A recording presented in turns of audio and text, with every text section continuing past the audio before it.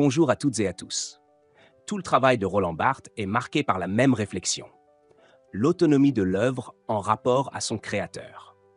Libérer l'œuvre de l'emprise de l'auteur pour qu'elle puisse continuer d'exister sans lui grâce, entre autres choses, au lecteur. Rompant ainsi avec ce qui, selon lui, caractérise la tradition littéraire française, Barthes participe à une nouvelle voie pour l'interprétation et l'appréciation des œuvres de la littérature. Mais contrairement à la dialectique que nous avons pu observer chez Adorno, où l'on assiste à un déplacement du sujet vers l'objet, de la subjectivité médiatisée par l'objectivité, Barthes passe par une déconstruction de l'auteur pour aller vers une reconstruction de celui-ci en scripteur. Nous expliquerons ainsi les raisons qui ont mené à sa théorie de la mort de l'auteur, ses conséquences sur l'interprétation et sur l'expression esthétique.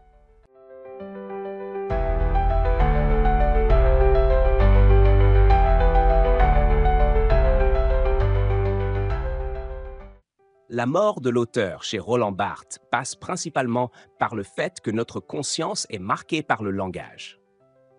Lors de son inauguration au Collège de France, il disait justement que le langage humain est sans extérieur. C'est un huis clos. Autrement dit, il n'y a pas d'échappatoire. Notre identité propre est constituée des signes linguistiques qui habitent notre environnement social. Ce qu'il nous faut retenir ici pour Barthes, c'est que le langage, et il en ira de même pour l'écriture, est fondamentalement social. Sa source n'est pas autre chose qu'un héritage issu de la collectivité. D'ailleurs, l'importance de la société comme élément constitutif du langage provient chez lui de Ferdinand de Saussure. On peut déjà lire dans l'œuvre de Saussure que la langue, c'est un trésor déposé par la pratique de la parole dans les sujets appartenant à une même communauté. Comme on peut le comprendre ici, toute langue est apprise par l'usage qu'on en fait dans une société ou dans une communauté. Une langue comme le français, par exemple, n'est jamais innée. Elle existe toujours préalablement dans un système de code soutenu par la société. Puisqu'elle part de la société vers l'individu, il s'ensuit également qu'elle ne provient pas que d'une faculté qu'on aurait en soi. Même s'il est vrai que l'humain possède une faculté naturelle pour produire une langue, elle n'est pas pour autant un intelligible qui existerait prématurément dans l'esprit de l'individu pour ensuite être déployé par lui. Saussure le montre ainsi. La langue n'est pas une fonction du sujet parlant, elle est le produit que l'individu enregistre passivement. C'est la tradition qui montre à l'individu comment la langue fonctionne. Elle est un héritage commun imposé à chaque locuteur d'une même société. Même si la langue peut se transformer en ayant de nouveaux mots, par exemple, ce n'est jamais l'individu qui leur donne un sens, mais la collectivité. La valeur des mots, anciens comme nouveaux, est toujours validée par la pratique collective, jamais par l'individu. Tout ce qu'un individu peut faire, c'est apprendre et comprendre les sens des mots qui lui sont imposés et d'en faire bon usage dans la parole.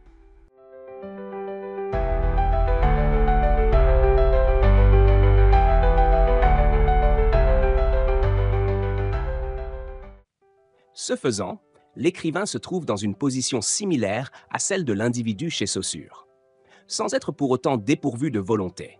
La parole étant une expression singulière d'une personne, l'auteur peut, grâce à sa façon de jouer avec les mots, avoir sa propre parole et ainsi son identité. Chaque individu ayant sa propre voix, il est possible de différencier les écrivains entre eux en reconnaissant leur style ou leur façon de jouer avec la langue dans l'écriture. Cependant, cela ne signifie pas que l'auteur soit pourvu d'un don extraordinaire qui lui donnerait le pouvoir de fonder la littérature. Barthes précise, il y a peut-être en l'homme une faculté de littérature, une énergie de parole, qui n'a rien à voir avec le génie, car elle est faite non d'inspiration ou de volonté personnelle, mais de règles amassées bien au-delà de l'auteur. Même si un auteur, grâce à son talent, montre des prouesses stylistiques hors du commun, il ne le fait que dans la mesure où il y a déjà un système de règles avec lequel, plutôt grâce auquel, il peut jouer avec la langue. Autrement dit, ce n'est pas l'auteur qui crée les fondements de la littérature, mais plutôt le mouvement de la société. Écrire aujourd'hui vient avec un ensemble d'attentes qui n'existaient pas au début du siècle, même si la langue n'a pas changé outre mesure.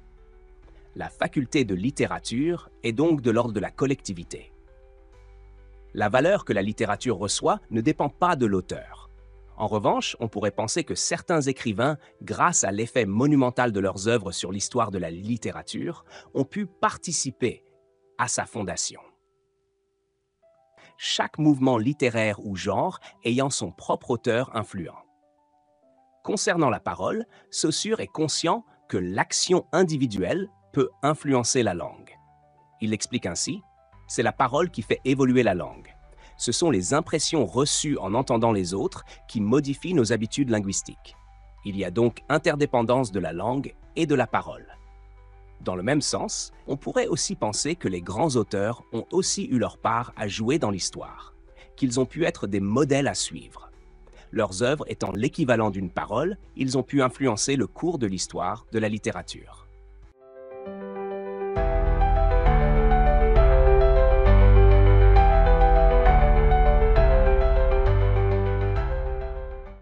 Mais, même s'il est vrai qu'une parole peut changer des aspects de la langue autant que certains écrivains puissent le faire pour la littérature, il nous faut quand même passer par la collectivité. Comme le précise Saussure, la collectivité est nécessaire pour établir des valeurs dont l'unique raison d'être est dans l'usage et le consentement général. L'individu à lui seul est incapable.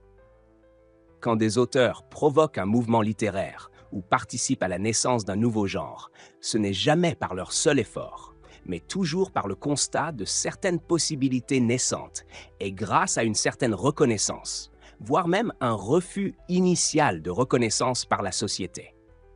C'est seulement en passant par la collectivité qu'un changement d'habitude et de règles peut obtenir une validation. Le langage inclusif dépend du fait que la société elle-même a subi des transformations. Les groupes de pression et autres associations ne peuvent isolément rien faire sans le consentement général.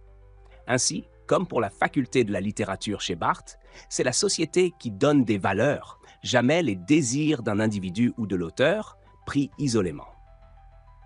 C'est donc l'histoire qui donne naissance à l'auteur, à travers la valeur qu'il reçoit, grâce entre autres à l'industrie culturelle et au changement de culture. L'importance de l'auteur vient non pas de lui, mais de la collectivité. Il est dans la croyance populaire de s'en remettre à lui pour expliquer les œuvres, comme on expliquait les grandes œuvres d'art par le génie créateur à l'époque de Kant. Or, pour Barthes, il nous faut changer la fonction de l'auteur pour celle du scripteur, ou la communauté des participants à l'œuvre, dans le but de libérer l'œuvre et en un sens de l'ouvrir. C'est que la tradition, selon lui, a placé l'auteur dans le même rapport d'antécédence qu'un père entretient avec son enfant, alors que le scripteur naît en même temps que son texte. Comme on peut déjà le comprendre ici, la distinction essentielle entre l'auteur et le scripteur se trouve dans un rapport causal.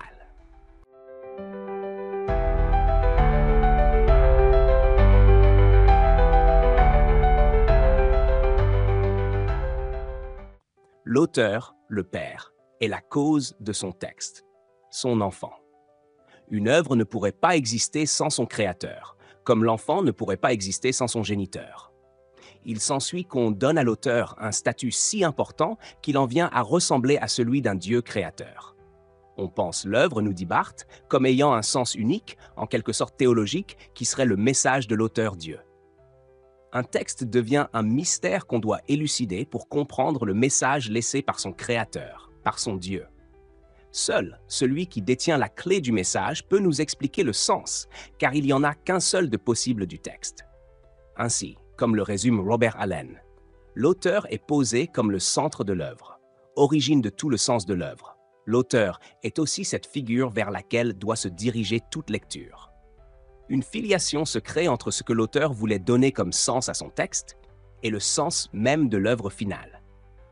Voulait-il parler de son enfance, de ses déceptions amoureuses, de son voyage en Allemagne de l'Est? L'auteur est le seul qui peut trouver le sens, qui peut l'expliquer. Une fois qu'on a compris le vécu de l'auteur-Dieu, on peut comprendre le seul et unique sens possible de l'œuvre. De là, la présence centrale que prennent les auteurs et autrices les plus connus du grand public n'est pas très surprenante. Cependant, La fascination qu'on entretient autour d'eux peut faire en sorte que l'œuvre devienne infectée d'une surenchère de personnalité et perd toute forme d'autonomie. Pire encore, comme le constate Hubert Aquin, le livre se trouve contaminé par la présence de son auteur, à tel point que le jeu consiste à aimer ou à détester la personne même de l'auteur.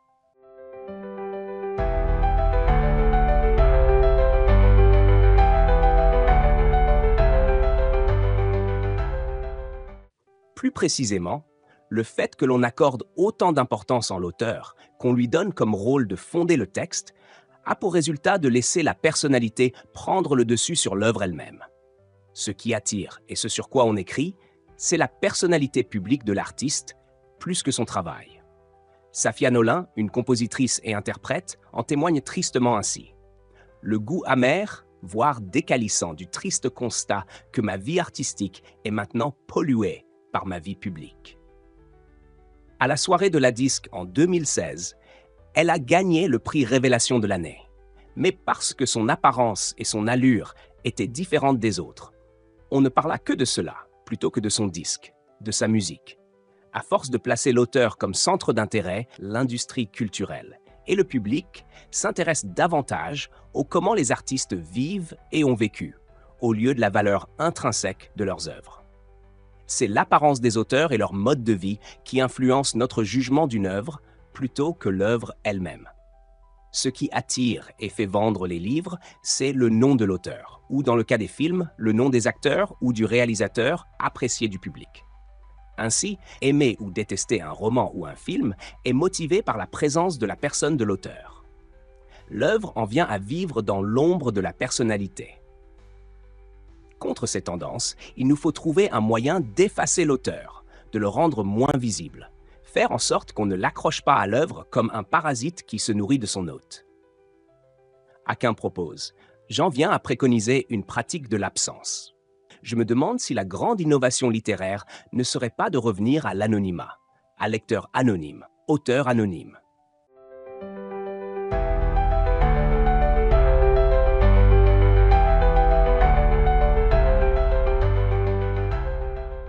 L'absence de l'auteur aurait pour but de libérer le livre de l'emprise de l'auteur souverain.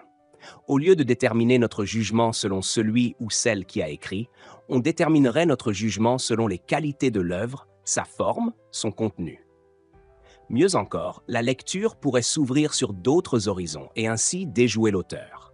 L'auteur pourrait, pour ainsi dire, disparaître dans la collectivité et cesser d'être celui autour de qui la lecture gravite, comme à l'époque médiévale où la notion même d'auteur, au sens moderne du terme, n'existait pas encore. Les textes étaient souvent retouchés pour être ajustés au dialecte parlé par le copiste, la langue d'Oïl et la langue d'Oc en France, par exemple. Il s'ensuit que l'auteur, l'homme noble érudit, demeurait d'une certaine façon accessoire, voire anonyme, et dont le texte pouvait changer à force d'être copié et recopié. Revenir à l'anonymat, comme le suggère Aquin, c'est déconstruire l'auteur moderne pour lui redonner un peu la position diffuse qu'il avait au Moyen-Âge, où le texte pouvait avoir une valeur extensive dans la communauté à force d'être retravaillé. Il est vrai que déconstruire l'auteur-dieu pour un retour vers l'anonymat peut avoir une apparence de vœu pieux, avec une industrie entière qui dépend de lui, comme les fidèles le dimanche dépendent du prêtre pour lire les paroles de Dieu. Mais l'idée ici n'est certes pas de renier l'évolution sociale qui a mené à la naissance de l'auteur moderne. Il s'agit de déthéologiser l'auteur.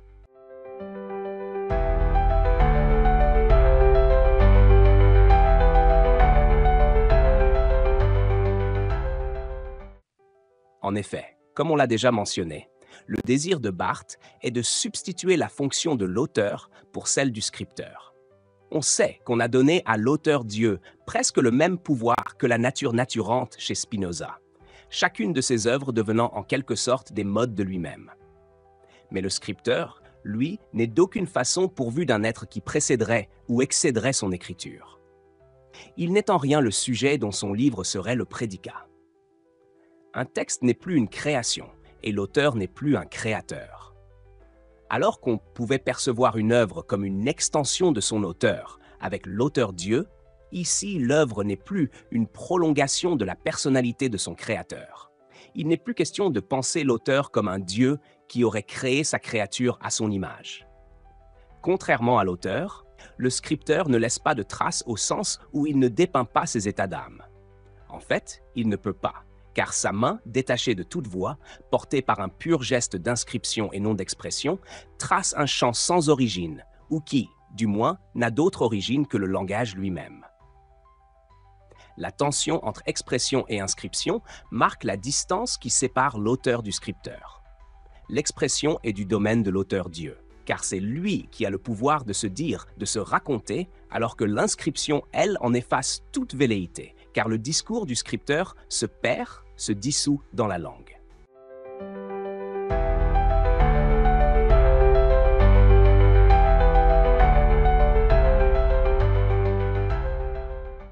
Le scripteur ne peut donc pas laisser quelque chose comme sa personnalité, puisqu'elle se dissipe aussitôt dans la langue. Le plaidoyer en faveur de l'absence défendue par Aquin prend tout son sens ici. Il ne s'agit pas d'un anonymat littéral, comme se donner un surnom ou un nom d'artiste pour séparer la personne publique de la personne privée d'un auteur. C'est le langage lui-même qui absorbe l'individualité de l'auteur, de telle sorte qu'il en vient à devenir absent de son propre texte. Tout l'être d'un texte est en langage. Il n'existe plus de place pour une expression pure qu'il nous serait possible de retracer. Mais la disparition de la voix de l'auteur ne s'arrête pas à une vision impersonnelle de la langue. Ce qui donne au scripteur toute sa valeur, c'est qu'un texte ne se réduit jamais à un seul sens déterminé d'avance. Barthes décrit justement le texte comme un espace à dimensions multiples, où se marient et se contestent des écritures variées, dont aucune n'est originelle. Le texte est un tissu de citations, issu des 1000 foyers de la culture. Non seulement il faut que le langage absorbe l'auteur, le texte lui-même remet en question l'idée d'une origine qui fonderait un sens unique, indiscutable. Au sein même d'un texte se trouvent accumulées des écritures aux origines diverses, qui confondent le sens pour en mélanger plusieurs. Il s'ensuit une intertextualité. Le texte est toujours composé d'éléments textuels préexistants, écrit Allen.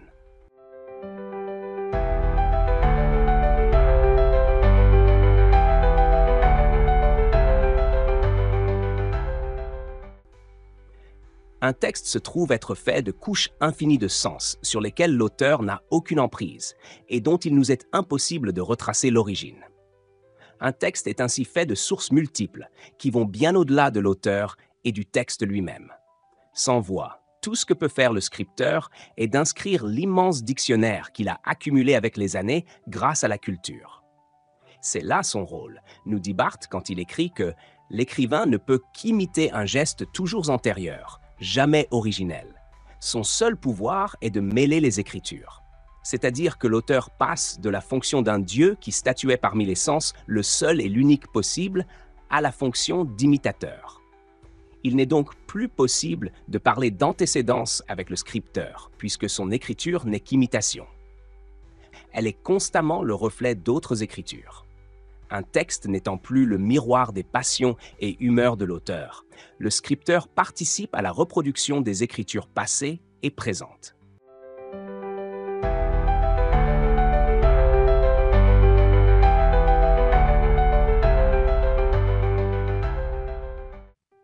Merci d'avoir regardé cette vidéo. Si elle vous a inspiré, partagez-la autour de vous. Dites-moi en commentaire, quelle contribution la mort de l'auteur de Roland Barthes peut-elle apporter aujourd'hui au débat? Et bien sûr, abonnez-vous pour ne rien manquer et m'encourager à continuer. À très bientôt pour un nouveau podcast.